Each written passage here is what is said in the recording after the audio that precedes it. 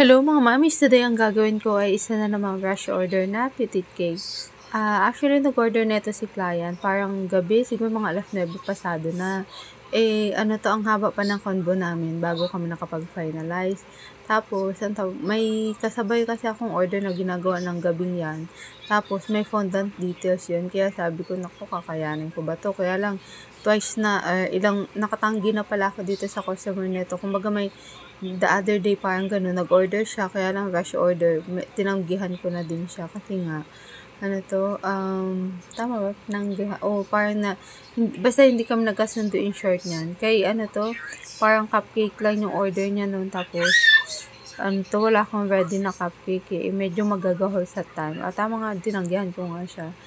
Tapos ito, nag-order siya ulit. Baka mamaya magtampo na siya, kaya in-accommodate ko na yung order niya. Kaya lang sabi ko, sige, pagkakasyahin ko na lang oras ko. Kasi nga, yung isang order ko na cake, may fondant siya. Medyo matagal-tagal talaga gumawa ng fondant, diba?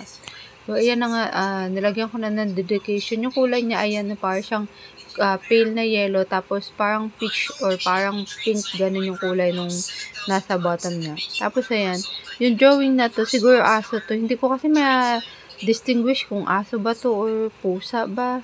Siguro aso talaga to. Tapos may hawak siya na stuffed toy din.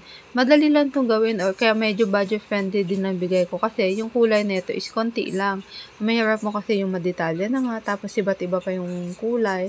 Yun yung talaga nag-a-adjust ako ng rate doon. Sabagay yung mga quotation ko nga pala for the character cake, nakadepende siya sa base doon sa details. So, hindi siya fixed talaga, pa iba-iba din. Kasi medyo tansya ko naman akong kung mabilis lang siya mayayari or hindi. So, ayan na nga.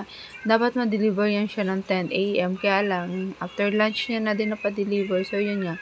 Gumising ako na maaga para gawin ko. Per alas 7 ko na nasimula. Natapos ko siya bago mag 10 or basta.